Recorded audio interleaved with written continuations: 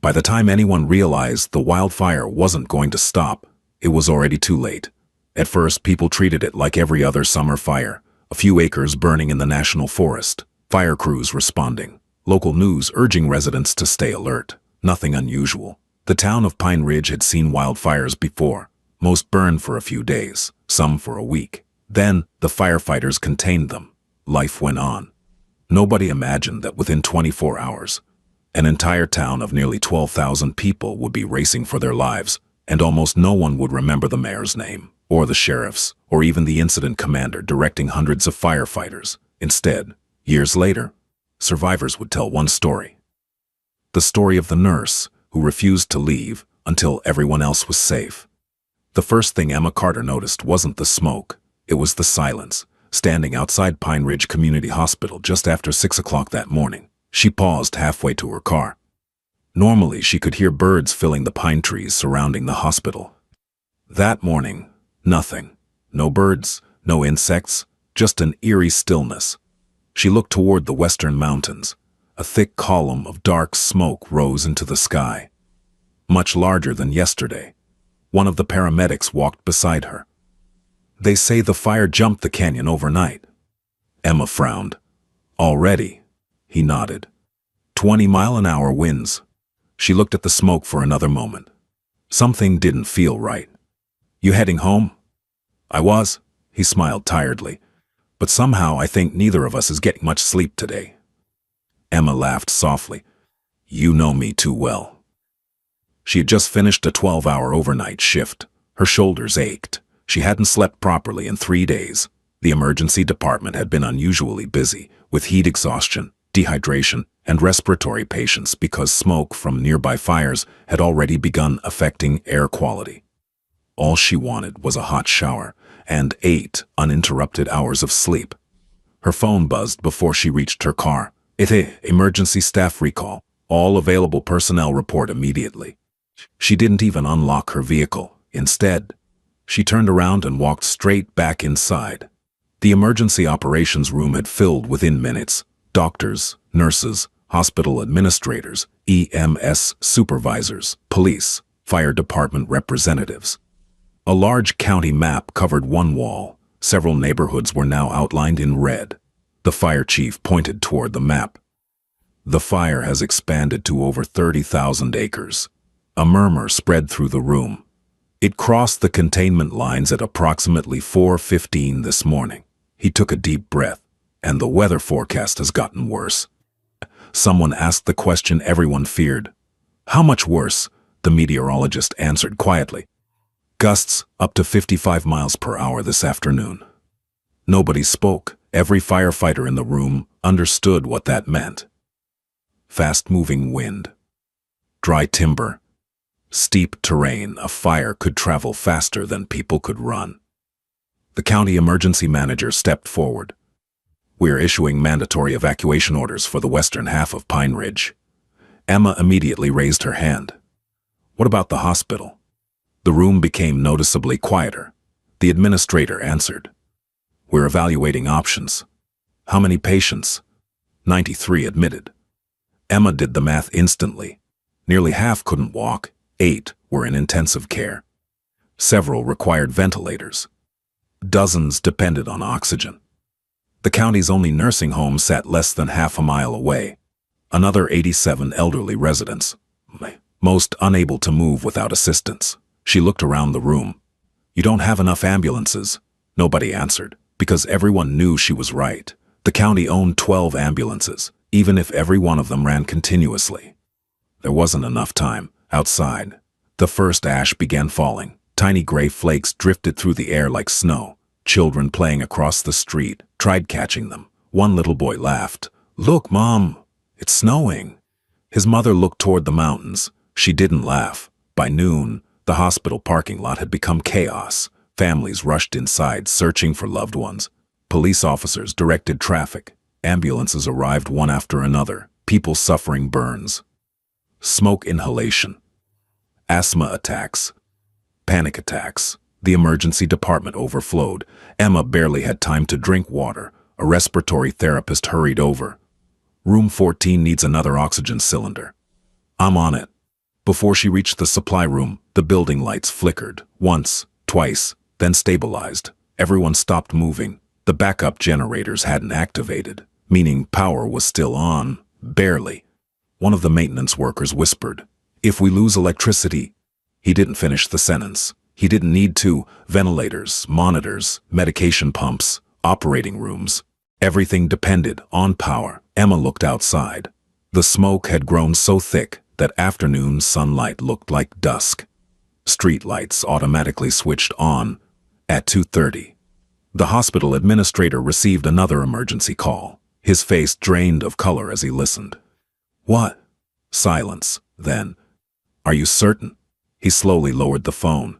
Every eye turned toward him. He swallowed hard. "The Eastern Evacuation Road." He paused. "Is gone." Confused voices erupted throughout the room. "What do you mean, gone?" "The fire crossed Highway 18. But that's the primary evacuation corridor." "I know. So what's the alternate route?" The administrator looked toward the county map, then at everyone standing around him. "There isn't one." The room fell silent. For the first time all day, people stopped pretending this was under control, because Pine Ridge Community Hospital, along with hundreds of patients, had just become trapped and outside. The wind began to roar. For the next 20 minutes, no one spoke above a whisper. The operations room had transformed into something entirely different. Not a planning meeting, a war room. Maps were spread across every available table. Fire progression models updated every few minutes. Radio traffic poured continuously from portable speakers. Engine 7 retreating. Visibility less than 50 feet. Spot fires ahead of the main front, requesting additional air support. Then came the reply everyone dreaded. "Negative." One firefighter looked up. "Negative," the dispatcher repeated herself. "All available aircraft have been grounded." Emma turned toward the fire chief. "Grounded?" He nodded grimly.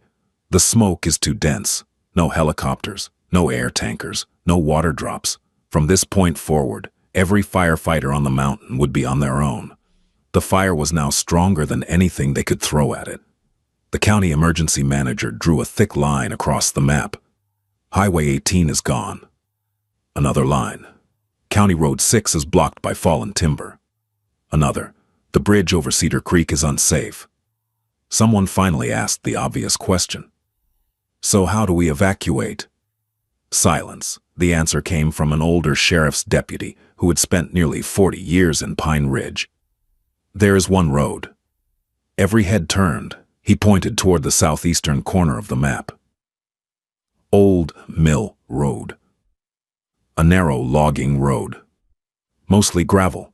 Originally built decades earlier for timber trucks. Hardly anyone used it anymore. It wasn't designed for thousands of vehicles. It wasn't even wide enough for two large trucks to pass comfortably. "We'll see." The emergency manager stared at the map. If that road closes..." Nobody finished the sentence, because everyone already knew. The town would become completely surrounded. Outside, ash now covered parked cars like gray dust. The air smelled of burning pine. People wrapped wet towels around their faces just to breathe. The emergency room waiting area was overflowing, not with injuries anymore, with fear. Families clutched backpacks. Parents held sleeping children. An elderly man repeatedly asked the receptionist the same question. "Have they evacuated my wife from the nursing home yet?" She wanted to tell him yes. Instead, she quietly admitted, "They're working on it." Emma finally found 5 minutes to call home. Her husband answered on the second ring. "You okay?" "I'm at the hospital." "I figured." She heard their 8-year-old daughter in the background. "Dad, is Mom coming home?" His voice became softer. "She's asking about you." Emma closed her eyes. "Tell her I love her." "When?" "As soon as I can." There was a long silence. Then her husband asked the question he had been avoiding. "Are you evacuating?" Emma looked through the emergency department window. Ambulances continued arriving. Patients lined hallways. Doctors hurried between rooms. She answered honestly, "No." Another silence. Finally, he said quietly, "I didn't think you would." She smiled despite everything. "You know me too well. We're leaving now." "Where?" "My brother's place." Good. I'll keep my phone on. I know. She could hear her daughter shouting again. Tell Mommy not to forget Teddy. Emma laughed through tired eyes. I won't. She ended the call. Neither of them realized. It would be nearly 18 hours before they spoke again. By mid-afternoon, the nursing home director arrived. She looked exhausted. We can't move everyone. Emma immediately understood. How many? 87 residents. How many ambulances? 3. Emma did the math. Even if each ambulance carried 2 patients, the process would take hours. Hours they no longer had. The director looked at her. What do we do? Emma didn't answer immediately. Instead, she walked to the window. The smoke had become almost black. Pieces of burning bark drifted through the air. Some landed in the hospital parking lot. One burst into flames beside an abandoned shopping cart. Maintenance workers rushed over with extinguishers. The fire wasn't even in town yet, and things were already catching fire inside intensive care. Machines beeped steadily. 8 critically ill patients depended entirely on electricity. One was recovering from open-heart surgery. Another required dialysis. 2 premature babies slept inside incubators in the neonatal unit. Emma gently checked one infant's heartbeat. The tiny child weighed less than 3 pounds. The nurse beside her whispered, "We can't transport them." Emma nodded. Transporting premature babies required specialized neonatal ambulances. The nearest ones were almost 2 hours away. If they could even get through, she looked around the ICU. Every patient represented a terrible decision. Who moved first? Who waited? Who stayed? No nurse should ever have to answer questions like that. At 4 o'clock, the first evacuation buses arrived. Old school buses, city transit buses, even charter coaches. Volunteers climbed out before the vehicles had fully stopped. Teachers, church members, off-duty mechanics, construction workers, college students. No one had been ordered to come. They simply showed up. One gray-haired rancher walked directly toward Emma. What needs carrying? She almost smiled. Hospital beds, he shrugged. Then let's move hospital beds. Within minutes, the parking lot became an assembly line. People pushed wheelchairs, loaded oxygen cylinders, lifted stretchers, carried medical supplies by hand. There was no panic among the volunteers, only determination. A local high school football team arrived still wearing practice uniforms. The coach didn't ask for instructions. He simply told his players, "Find someone who needs help," and they did. Then, at 4:37 p.m., every radio in the hospital crackled at once. The dispatcher's voice sounded unlike anything anyone had heard all day. Not calm, not controlled, urgent. "All units," she paused to catch her breath. "The fire has spotted 2 miles ahead of the main front." The operations room froze. Spot fires, burning embers carried by powerful winds, sometimes miles ahead of the wildfire itself, completely unpredictable. The fire chief grabbed the microphone. "Location." Her answer made everyone's blood run cold. "Old Mill Road." The room went silent. The only evacuation route. The last road leading out of town had just caught fire, and hundreds of patients, along with thousands of residents, were still trapped inside Pine Ridge. For nearly 30 seconds, nobody moved. The dispatcher's warning echoed through every portable radio inside Pine Ridge Community Hospital. Old Mill Road, the last evacuation route. Now threatened by spot fires, the county emergency manager broke the silence. "How long before the road becomes impassable?" Every firefighter in the room looked at one another. Finally, the fire chief answered, "We don't know." Not exactly the reassurance anyone wanted. He pointed to the weather monitor. "The wind is changing every few minutes." He drew a circle around the southern edge of the map. "If the wind shifts east," he dragged his finger across Old Mill Road, "the flames could overrun it in less than 30 minutes. 30 minutes. That was all the warning they might get. The hospital administrator rubbed both hands across his face. "We have to wait for the county." Emma looked at him. "Wait for what?" "Official transport assignments." She stared at him in disbelief. People are already here. He hesitated. If we send patients without authorization and something happens, something is already happening. Her voice remained calm, calmer than anyone else's. Outside the window, burning embers drifted through the parking lot. A tree across the street suddenly erupted into flames. My firefighters rushed toward it. Emma looked back at the administrator.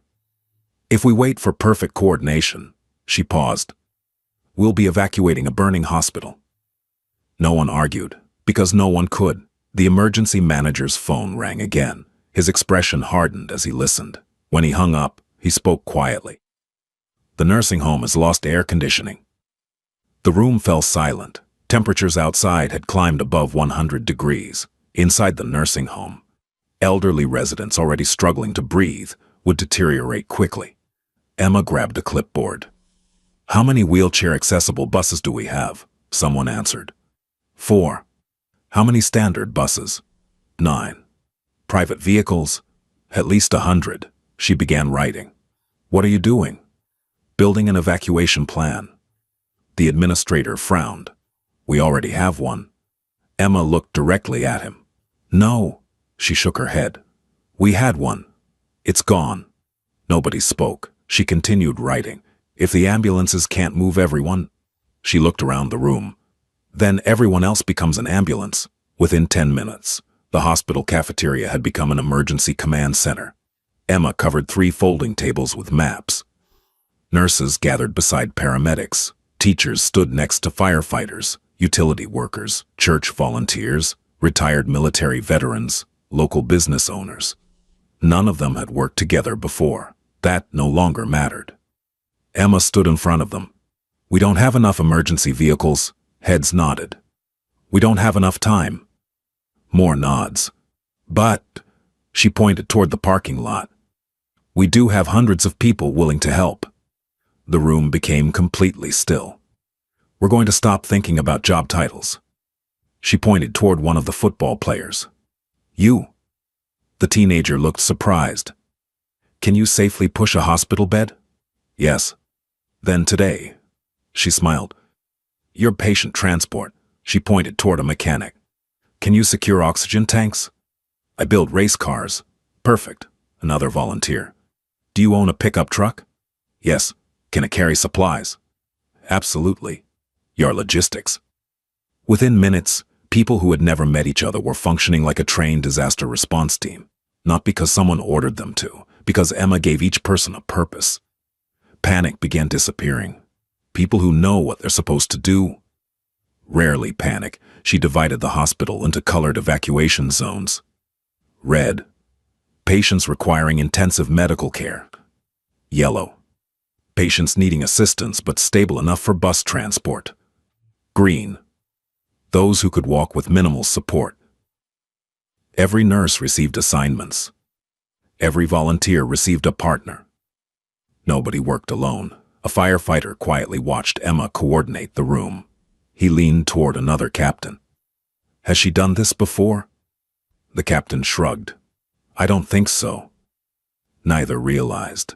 Leadership like this wasn't something you learned from a manual. It appeared when people trusted you more than they trusted the chaos around them. The first buses rolled into position. Drivers stepped out looking uncertain. One of them approached Emma. I've never transported hospital patients, she smiled. You've driven children through snowstorms, he laughed nervously. That's true. You'll do fine, another driver raised his hand. What if someone stops breathing? Emma handed him a laminated emergency card. Every bus gets one nurse. She pointed toward the medical staff gathering nearby. They'll take care of the medicine.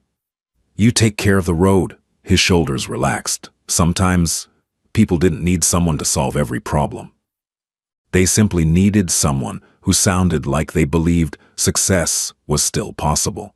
Emma believed it, even if she wasn't entirely sure herself. Meanwhile, the wildfire was no longer confined to the mountains. Residents watched flames appear along distant ridgelines surrounding Pine Ridge. Power poles exploded one after another. Transformers burst into showers of blue sparks. Telephone service became unreliable. Cell towers overloaded. Calls dropped without warning. Emergency alerts stopped arriving on many phones. For much of the town, people no longer knew where the fire was or where it was heading. Rumors spread faster than facts. One neighborhood believed the hospital had already burned. Another insisted firefighters had abandoned the town. Neither was true, but fear rarely waits for confirmation inside the nursing home. Emma found 87 frightened residents waiting in wheelchairs. Some suffered from dementia. Others couldn't hear. Many had no idea why smoke filled the windows. One elderly woman reached for Emma's hand. "Is it wartime again?" Emma knelt beside her. "No." The woman looked toward the smoke. "It smells the same."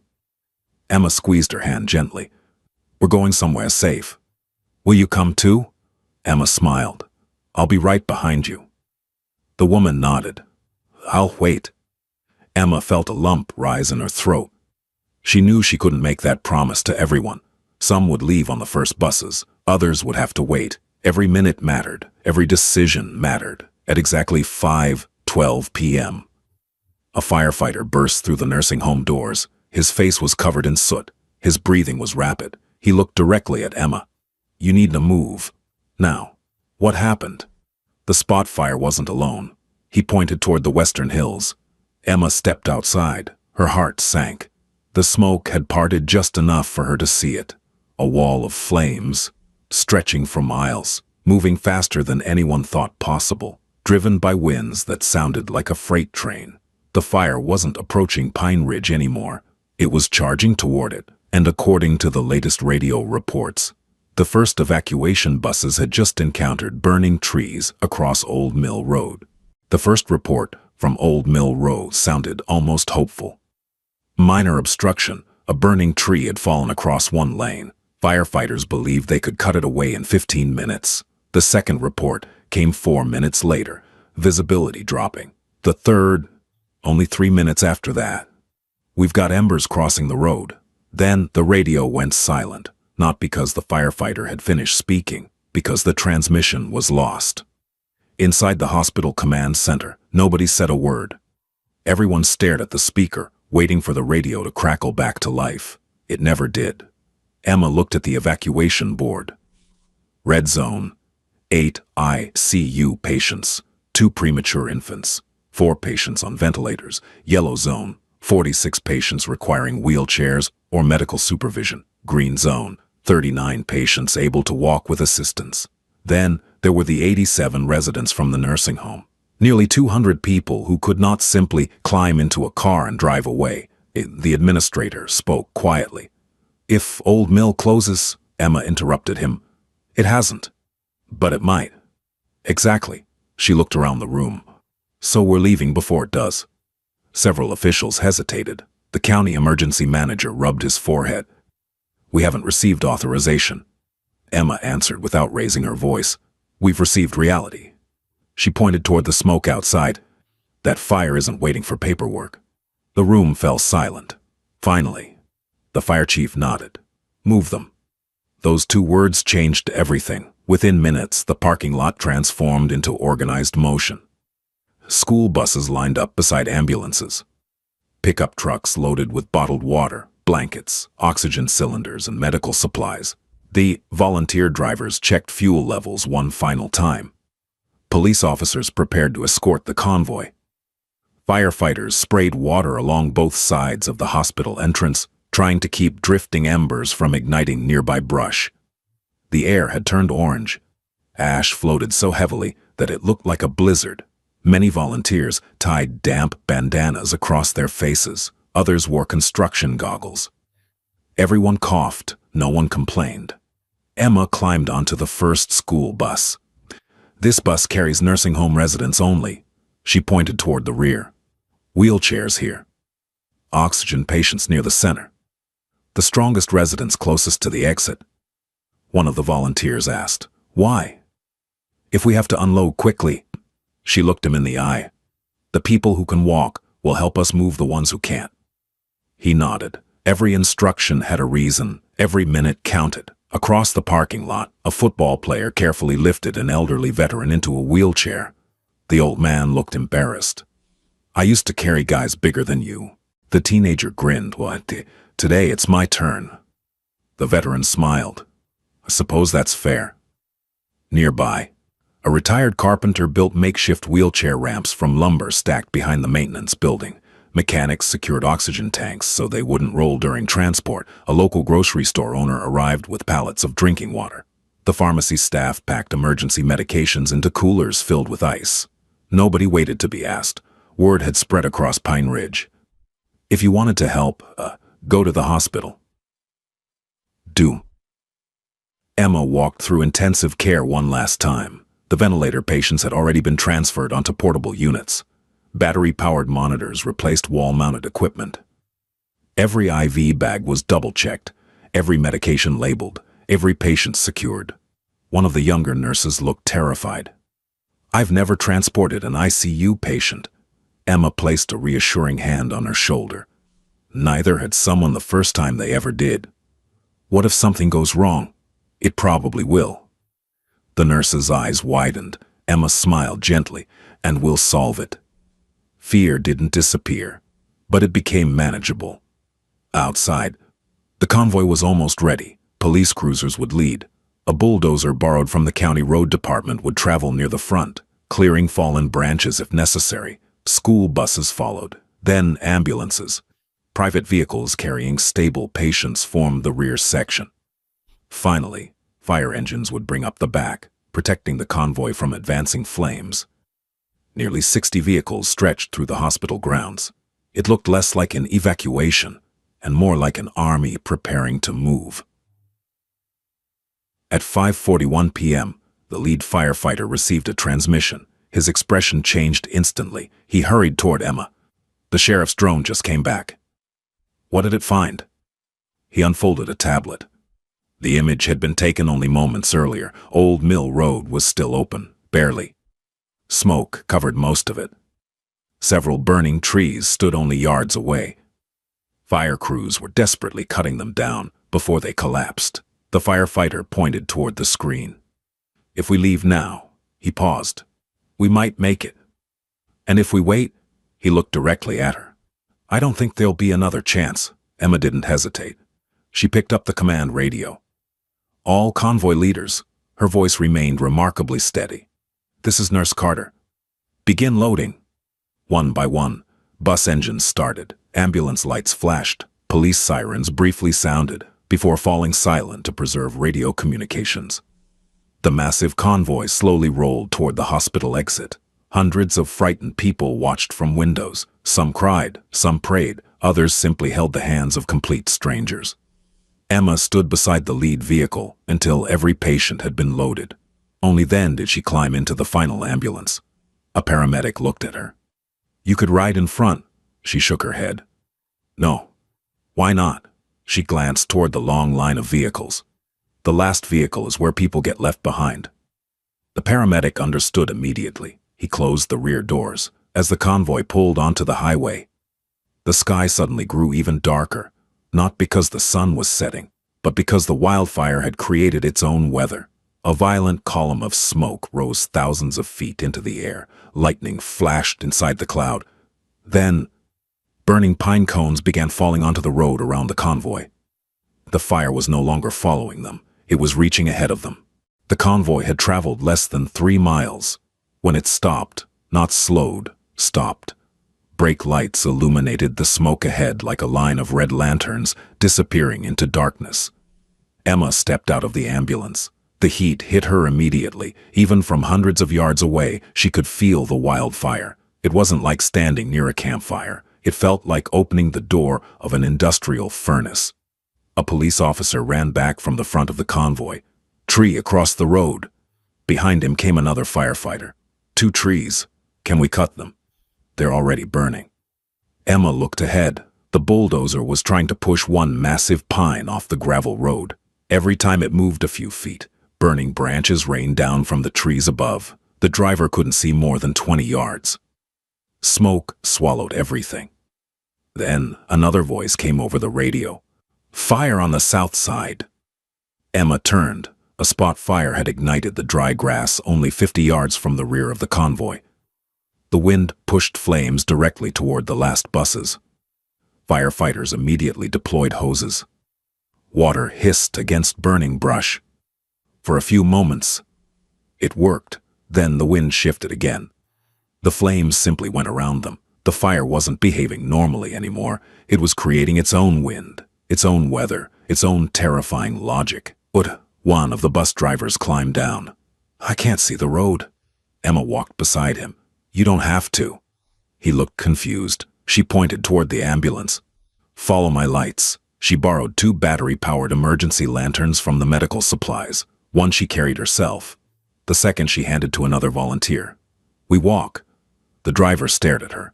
"Walk?" "We stay 50 feet ahead of every vehicle." "What if the smoke gets worse?" She smiled. "Then we walk slower." Within minutes, several volunteers joined them. Each carried a flashlight or lantern. The convoy no longer relied on road signs. It followed people. The bulldozer finally shoved the burning pine off the road. The lead police cruiser moved forward.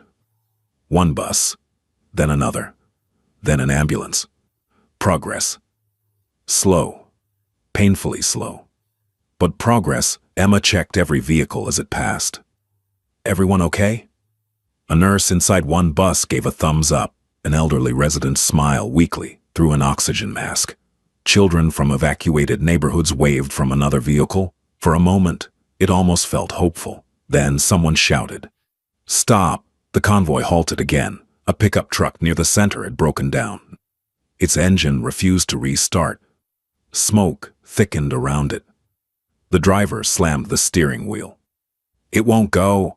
Emma reached the truck. Inside sat a young mother, 2 frightened children, and an elderly woman connected to portable oxygen.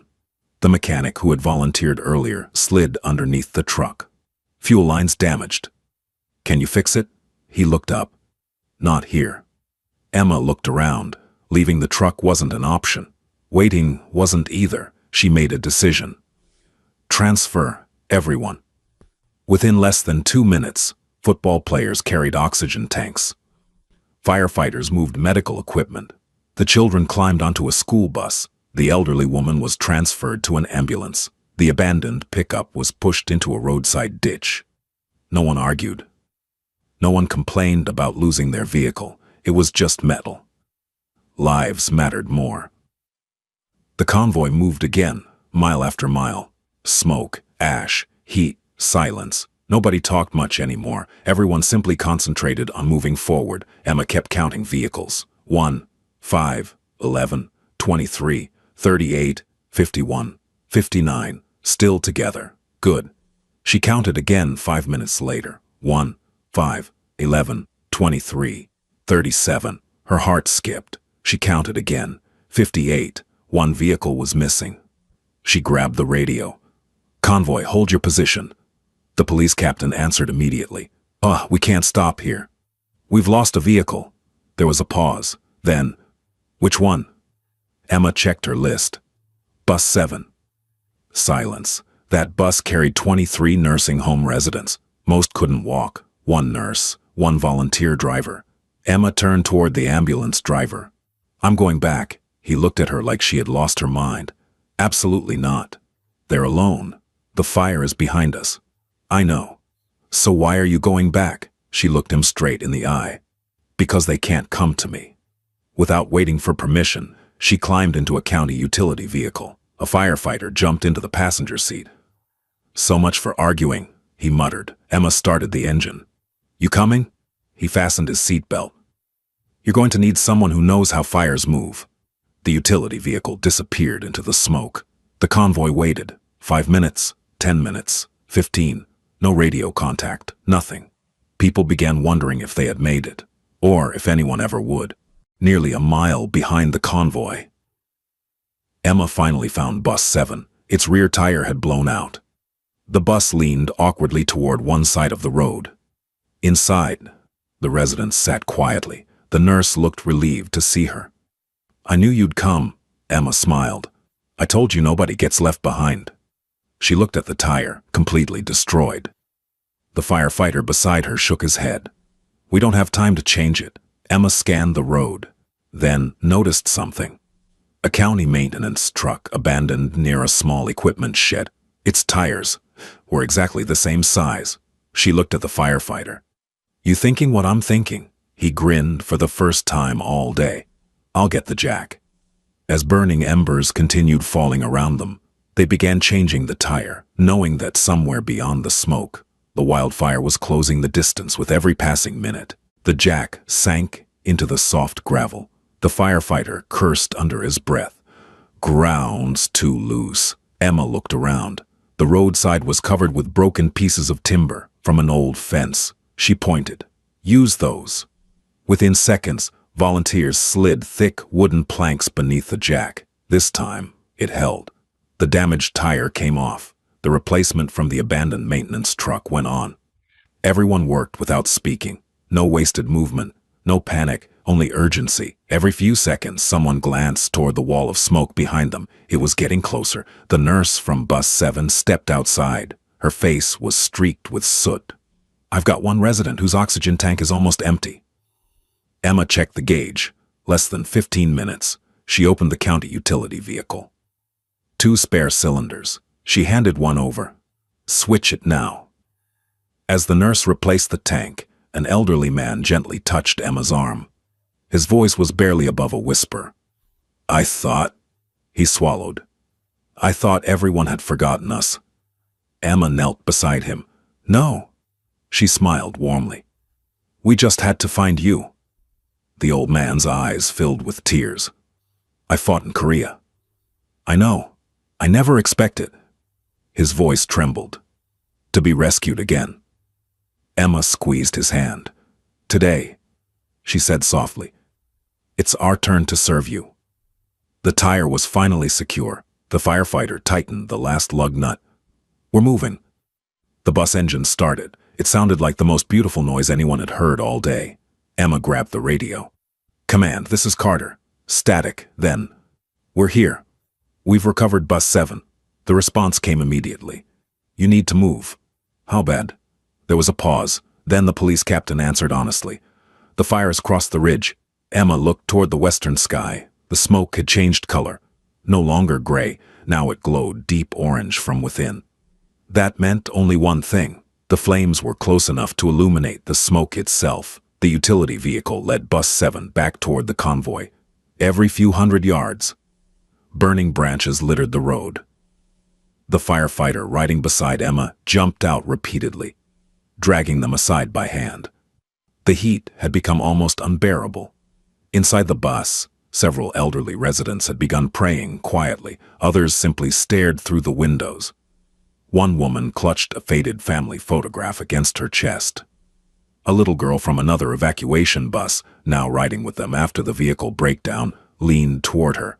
"Who's that?" "My husband." "Is he waiting for you?" The woman smiled sadly. "He passed away years ago." The little girl thought for a moment.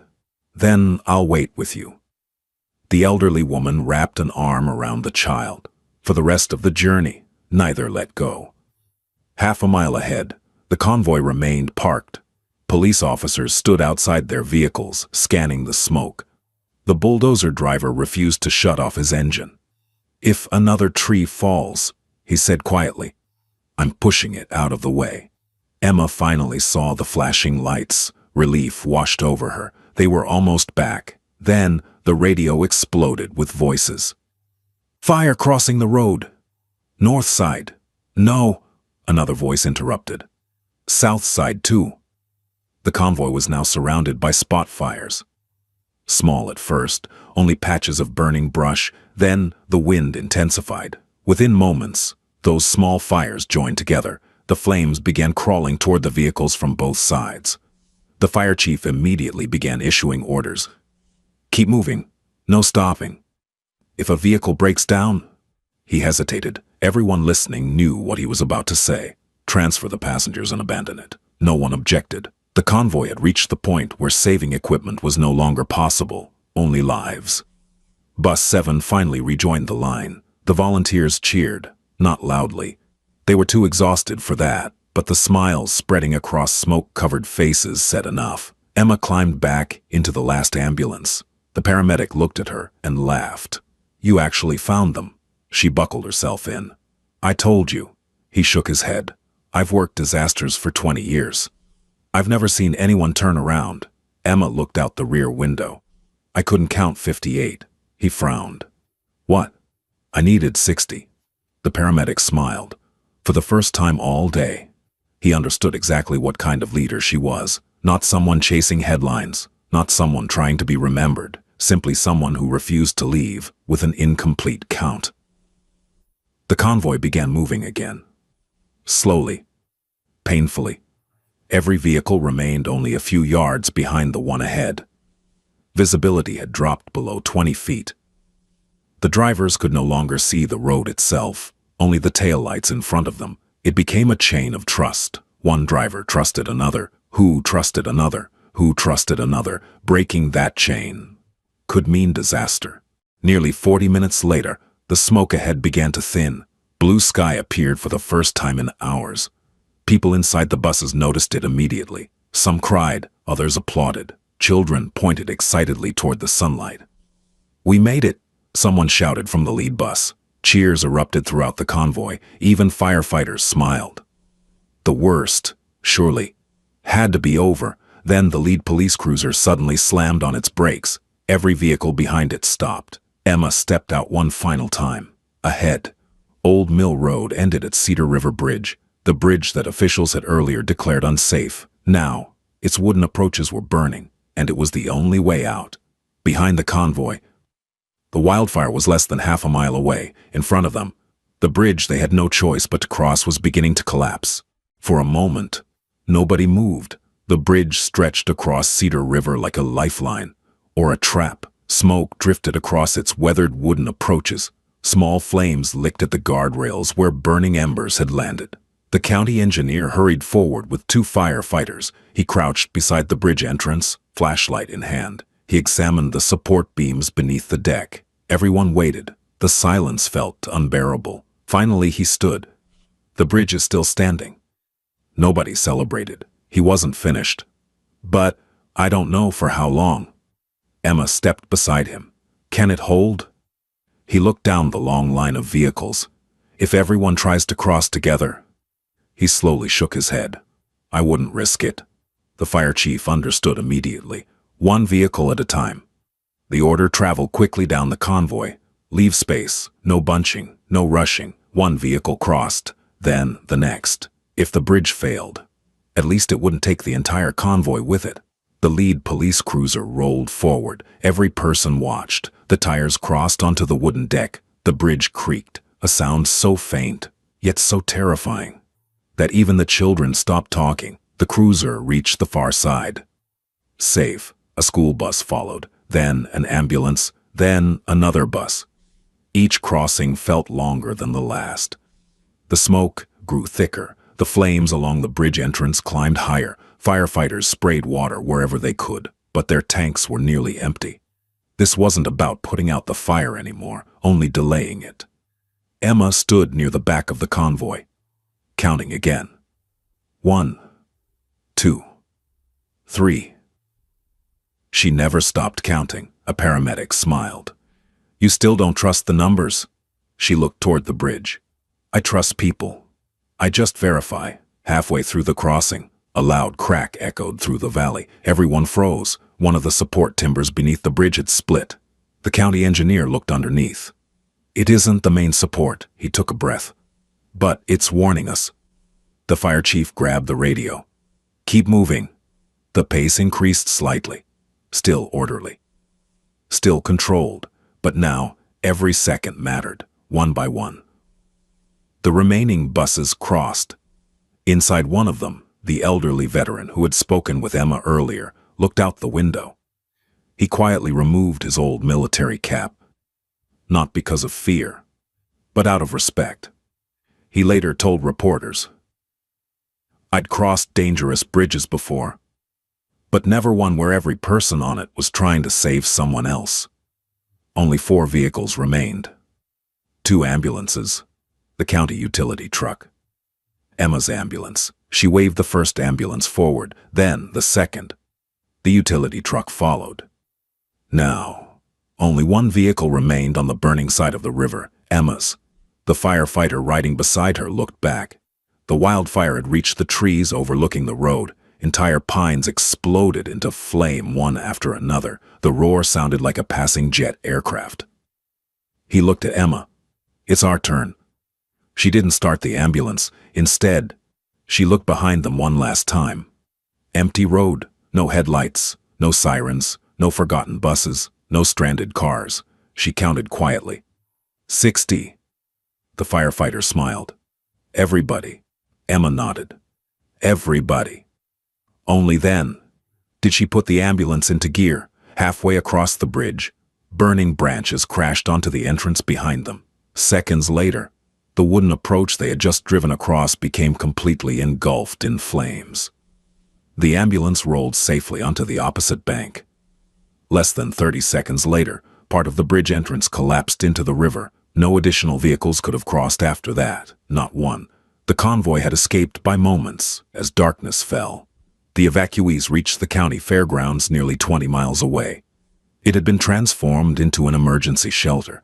Doctors from neighboring towns were already waiting. Volunteers handed out blankets. For church groups prepared hot meals. Children received stuffed animals donated by local charities. For the first time in nearly 12 hours, people began to believe they might survive this. Emma finally sat down on the rear step of an ambulance. Her hands were trembling. She hadn't noticed until then. A young nurse walked over carrying 2 paper cups of coffee. "I've been looking for you." Emma accepted one gratefully. "Thanks." The younger nurse smiled. "I was terrified today." "So was I." The nurse blinked. "You didn't look terrified." Emma stared into the cup.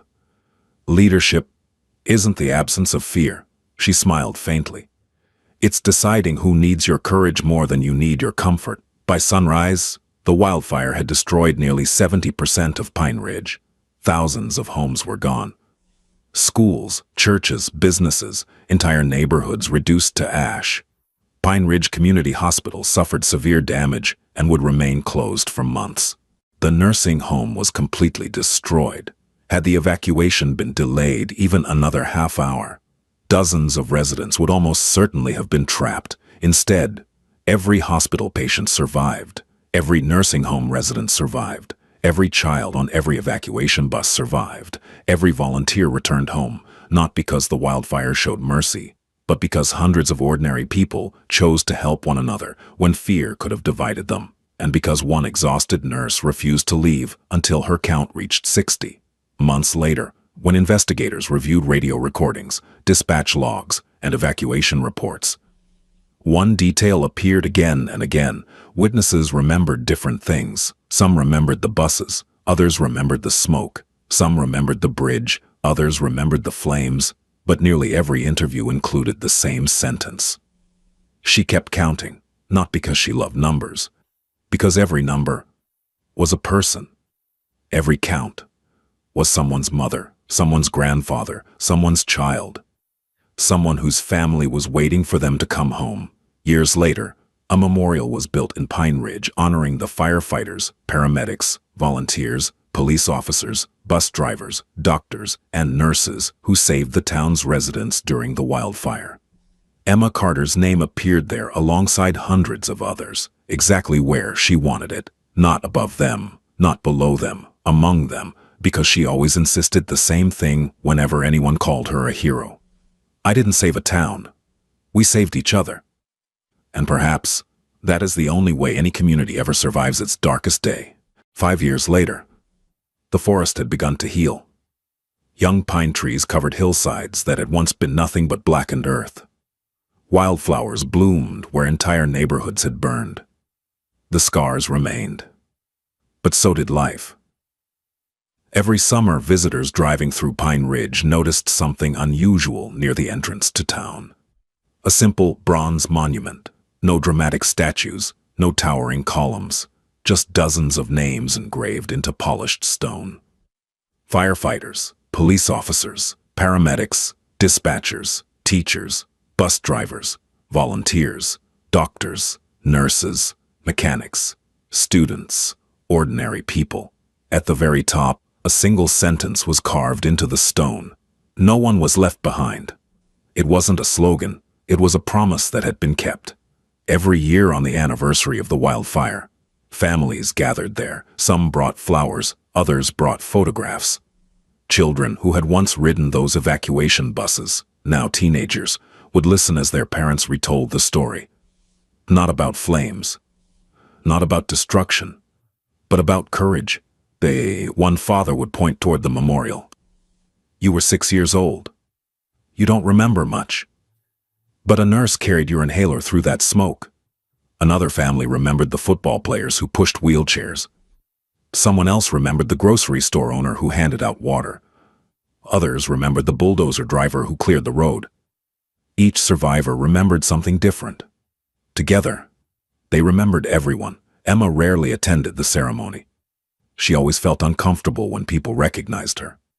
Whenever reporters asked for an interview, she politely declined.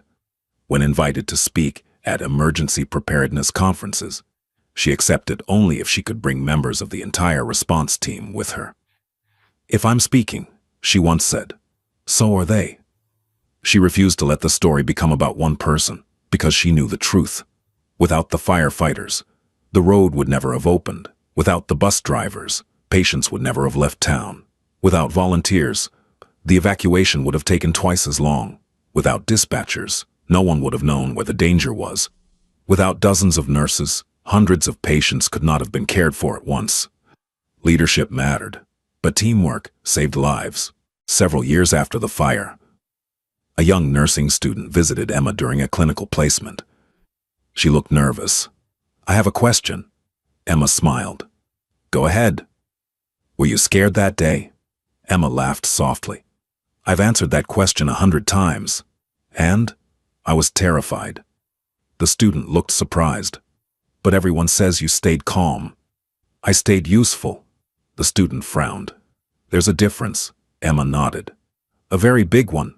She leaned back in her chair. "Courage isn't about feeling fearless. It's about making sure someone else's fear doesn't become their last memory." The student quietly wrote those words into a notebook. Years later, she admitted she still carried that notebook to every shift. Disaster experts eventually studied the Pine Ridge evacuation. They examined timelines, radio recordings, vehicle movements, medical reports. They identified several reasons so many lives had been saved. The evacuation began before conditions became impossible. Medical teams were organized using clear priorities. Volunteers were immediately given specific responsibilities. Communication remained consistent, even when information was incomplete. And perhaps, most importantly, the response focused on people, not procedures. One emergency management instructor summarized it this way: "Plans are essential, but people save people." The rebuilt Pine Ridge Community Hospital opened 3 years after the wildfire. Modern, larger, better protected against future fires. Near the main entrance stood a framed photograph from reopening day.